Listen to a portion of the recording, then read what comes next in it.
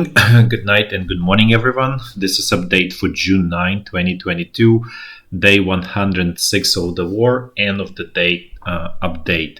Today, our sort of strategic general topic is going to be Ukrainian economy, and economy is basis for the war. If you don't have economy, you're not going to be able to fight, to continue war and fight, because economy provides everything for the fighting forces, right? Even though Ukrainian economy is not providing many of their weapons because their production facilities were destroyed, nevertheless, it still provides many essentials for the army that without which the army cannot exist and the society cannot exist, right? The civilian population. So you really need functioning economy, especially in the time of the war. So, but as we know, Ukrainian economy is in total knockdown, as discussed for many, due to the damage done to the industrial infrastructure and also to this due to destruction of many production facilities. So, just for example, why it's so important, because Ukrainian economy was heavily reliant on export, and one of the two big sort of ticket items in the export were agriculture, which with the blockage of their ports, the ability to export is extremely limited. We discussed it, I think yesterday, where Ukraine can only export 2 million tons per month, and it also means that because they're logistically it's longer routes now, basically the money that Ukrainian farmers and Ukrainian economy gets low, like amount is lower, because you need to spend more time on transportation, right? Transportation costs are higher, therefore you get less, right? So very simple kind of equation there. So as a result, Ukrainian economy gets less. Then also there another big second big ticket item was steel export. And as we know, Mariupol is captured by Russian troops, and it had two large steel mills there. As we know, Azot and Ilyich, and both are destroyed. And those were one of the most competitive Ukrainian steel mills on the world market. So, and not to mention that you cannot the way you export steel is also through the ports by sea. So again, that's all blocked. You cannot, even the surviving steel mills cannot do anything, because there is no really, the demand inside of the country is tiny, so you need to export that. You cannot export because the ports are blocked. So that's suffocated, right? So to recognize that, now, World Bank is estimating that Ukrainian GDP will fall by 45%. We said from the very beginning it's going to be more than half. We think it's going to be 60 to 65%. For 2022, Ukrainian GDP will fall by 60 to 65% based on what's going on so far. Just to kind of show you how rosy predictions were by this international institution, on March 7, IMF expected that Ukrainian GDP will fall only by 10% for 2022. At the end of the March, now they revised it to 30%. So as you can see, they they kind of perpetually wearing rosy glasses overall. So it's very clear there are objective factors why Ukrainian economy is suffering tremendously, and there is a lot, at least 5 to 7 million people left Ukraine.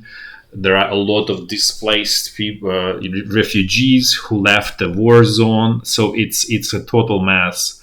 However, Ukrainian government is doing its best to make things even much worse. So what they decided to do, it's just to explain in a very simple example. It's you have a cow gives you less milk, So the Ukrainian government decides, okay, let's feed cow less and try to get more milk from the cow. So that's a logic that Ukrainian government right now pursuing. So what they do is they first of all they decided to roll back all of the sort of tax rebates that specifically VAT, which is 20% in Ukraine, and also import duty rebates that were essentially all of their VAT and import duty was eliminated at the beginning of April to allow import of a lot of important things for the army actually. So for example, Ukrainian army heavily relies on like used cars, like $3,000, $4,000, $5,000 There are sort of expendable material on the front line that's used by the mobile groups to sort of either bring the group where it's needed or as an anti-tank groups. So it's a big thing that there's a lot of them being imported to Ukraine, and now the government decided, okay, let's just actually start taxing it. And what this means, import duty is about like 10% plus VAT. So together, it's going to be about 33% extra that you need to pay for importing all of that. So, for example, thermal imaging devices that are essential on the battlefield for Ukrainian soldiers. For doesn't matter for the Russian side as well.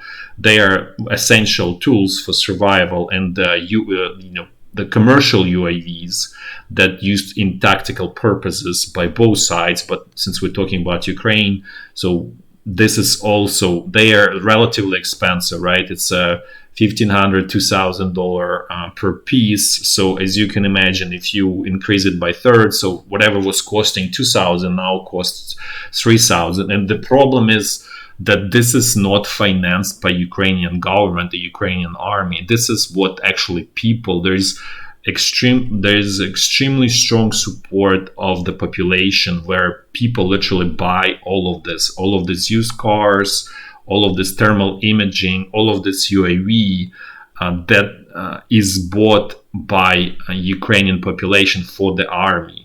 So for actual soldiers, for specific units, right? So people in, like, let's say in small town, people from there, people from that town go to whatever unit, they would just collectively, collect money and go, and buy this thermal imaging, rifle scopes, all of their sort of things that Ukrainian army does not provide. This just for the viewers to understand. It's actually not really provided on a mass scale, like what is needed. It's like, it's what Ukrainian army provides is, let's say, 2, 3, 5% of what is needed. So all of this essentially is being bought by the Ukrainian population, Ukrainian citizens who support the army. And so now this is becoming, 33% more expensive. So this really like chokes off actually supplies to Ukrainian army. So what the damage that these people are doing is in a way many times worse than what the Russian army is doing to Ukraine. And unfortunately it's very sort of kind of like abstract damage that most people don't have education, don't have understanding what is being done, why it's going to be tremendously negative for the army, first of all, and obviously for the population. Because essentially, if Ukrainian industry is essentially dead, you really need to import a lot of things. And if they become like 1/3 more expensive, it's for sure not making things better in the economy. So it's not gonna lead to increase in tax collections, which is what the logic here. It actually will be counterproductive and lead to decrease in tax collection, and actually will totally send Ukrainian economy in a total knockdown. So instead of having GDP fell by, let's say, 60%, you're going to have like all 70%. So this is kind of contribution of Ukrainian government towards the defense of the country. So the other thing that Ukrainian government and National Central Bank of Ukraine is doing is emitting a lot of unfunded credit, right? So what is in in more sort of simple terms, is what it's called printing money. But printing money is technically incorrect term because it's actually credit. It's not actually money. It's issuing credit that's not supported by the produced goods in the economy. So what that leads to, it leads to inflation, right? It also leads to collapse of the national currency, right? And which already also, and quoting Lenin, the best way to debauch economy is to destroy society. Actually, something like that was to debauch the currency, right? To debase the currency, to make it worthless, right? And that's what's being done essentially by the Ukrainian government. And this is actually in a stark sort of contrast to what is Russian government doing, right? Which is, they're in extremely difficult situation. Essentially the all developed world is against them. They're being choked off from all of their revenue sources, but they actually do right things. They're not trying to try to get more from the economy. They actually, they make it easier for the economy to function. They're not doing anything sort of revolutionary, but they at least not going in the wrong direction. They do sort of minor thing in the right direction, and the more important that they try to control,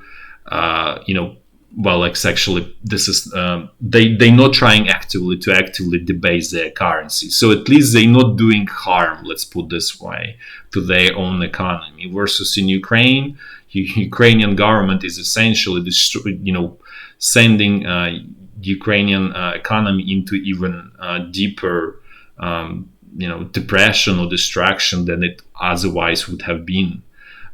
So this is general problem this will bite, where in probably 2-3 months it will bite extremely badly, because at that point it's the Ukrainian government already never been sort of institution that's being trusted by their population, by the citizens, but now it's even anyone who is doing any kind of business, it will become obviously clear you cannot survive in the country and you need to move the business outside of the country, or just simply close it and just wait it out. So this essentially forces everybody to shut down. These actions literally lead to destruction of Ukrainian economy, and that will also choke off Ukrainian army from necessary funds from the population, because it's coming, if population there is no business, people don't earn money, then they don't send money to support the soldiers. They don't buy thermal image. It's all expensive stuff, right? There's thermal imaging, UAVs, bulletproof vests, helmets. All of this is medical supplies. All of this is being purchased by the Ukrainian citizens. That's who mostly supplies, and that's actually why Ukrainian army has tactical advantage over the, let's say, Ukrainian infantry has a tactical advantage over the Russian infantry because they have many more this commercial UAVs than the Russian infantry does, because Russian infantry doesn't have that strong support from the Russian population, from Russian citizens. They don't have this mass movement to buy all of the supplies for the Russian troops, and it's all the Russian troops simply relying just purely on Russian government, and Russian government is, as we discussed, very similar to Ukrainian government. They don't supply all of that. There's essentially no commercial drones and for tactical purposes. This is very different from Orlan. Orlan is not a tactical drone to support infantry. It's totally different. It's to support artillery. It's totally different story, right? But you need short distance commercial. Well, they are commercial because out of necessity, but you need short distance drones or UAVs to support small infantry units like squads, like companies, that type of level, that type of units, and even individual soldiers or platoons, like really all of this, the lower you go to individual soldiers, the better it is, the better outcome it is, the more powerful the whole unit becomes. And so as I said, that was one of the advantages of Ukrainian army, that it has strong support from the citizens, who provide very critical, very important items that allow Ukrainian infantry to withstand Russian army. Because overall,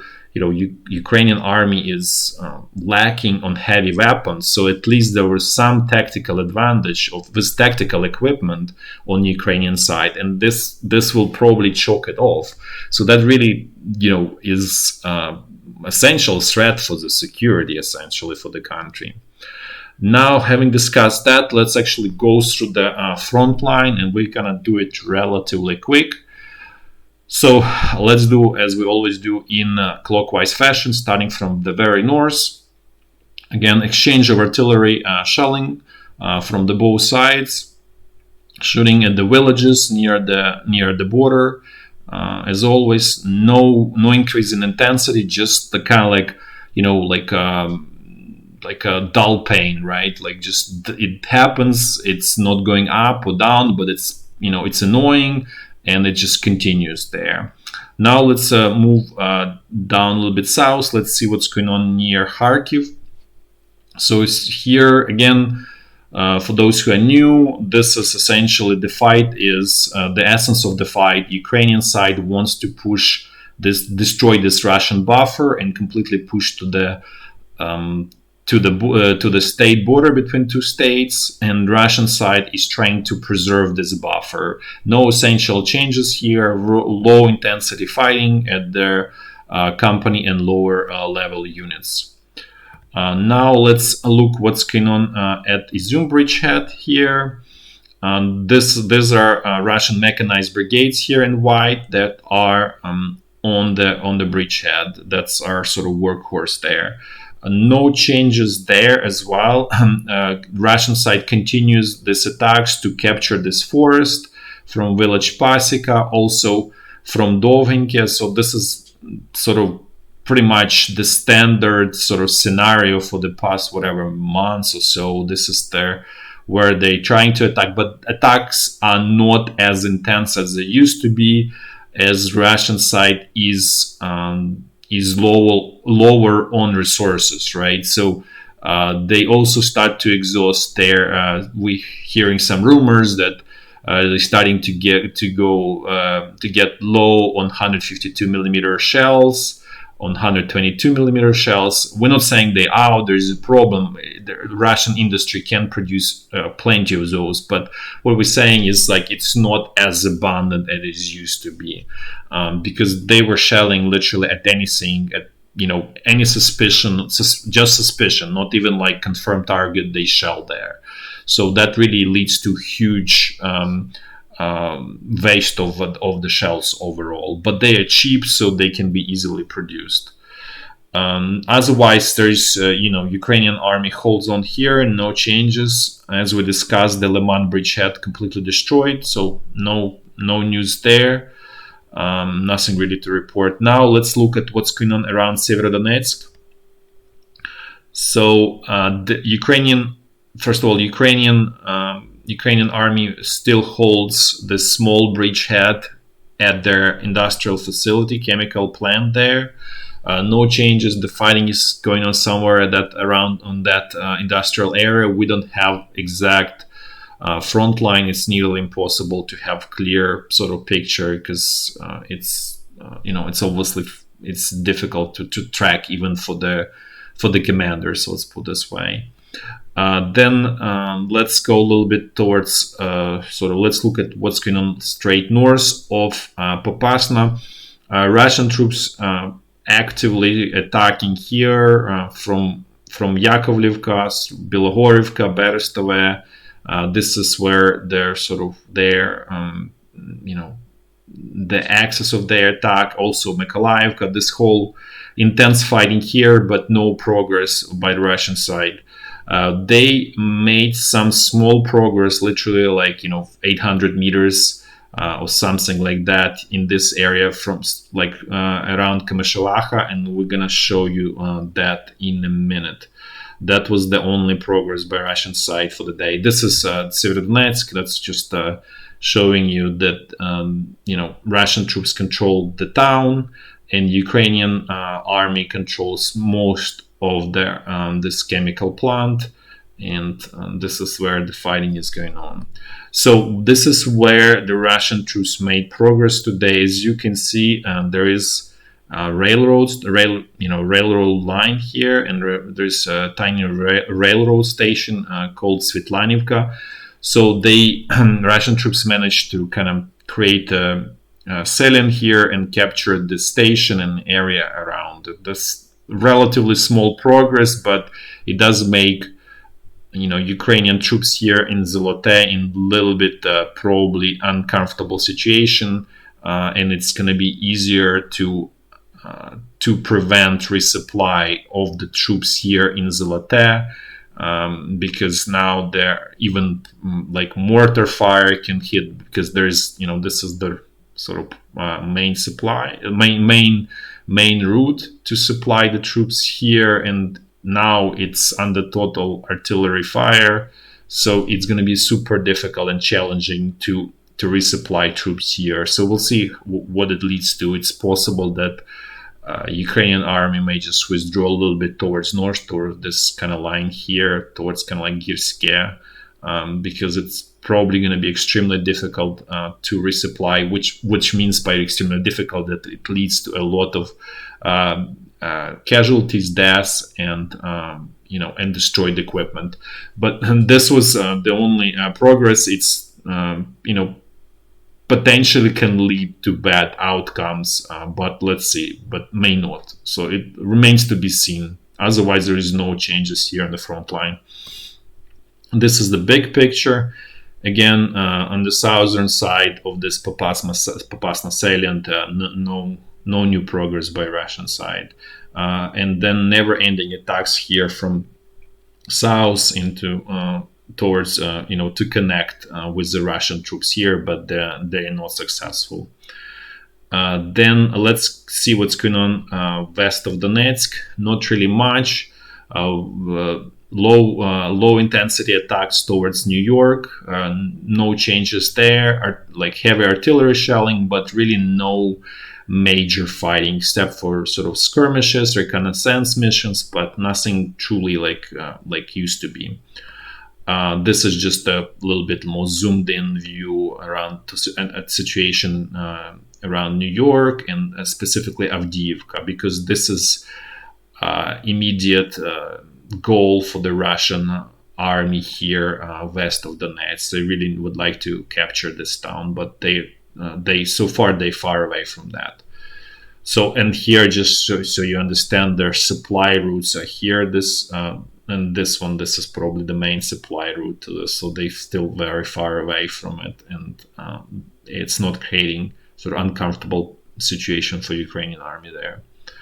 Now let's move to Zaporizhzhia front line. Let's see what's going on there. It's stable, sort of quiet in terms of there is no large-scale attacks or anything like that. It's all essentially exchange of artillery fire and reconnaissance missions by both sides. That's pretty much it, what's going on here. So essentially front line is frozen and stable here. Then let's move to Kherson region. Let's see what's going on there.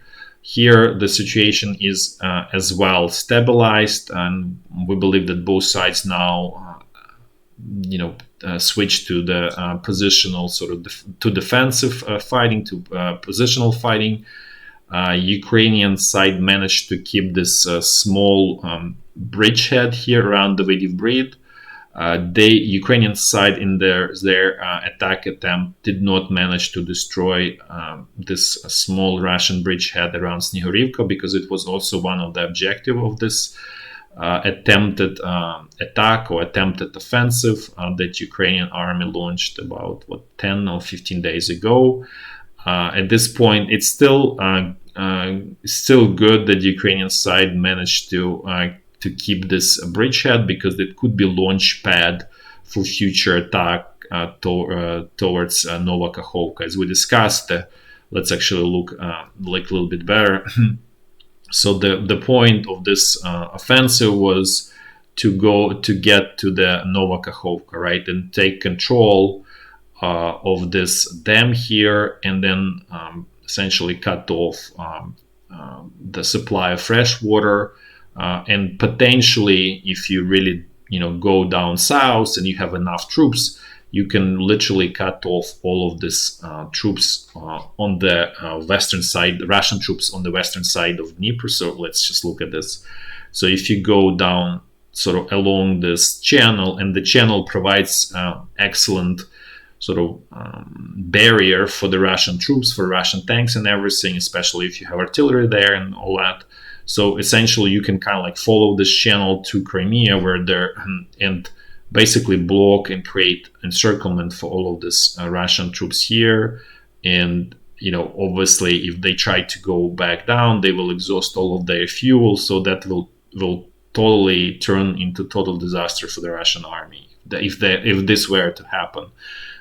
So the idea was pretty good. There was great idea in terms of this offensive, but Ukrainian army simply does not have enough units to do that, and B, they are lacking in terms of the quality of command and in terms of training and coordination. So for now, attack is for Ukrainian army is bridged too far. They're not able to do successful attacks for many reasons.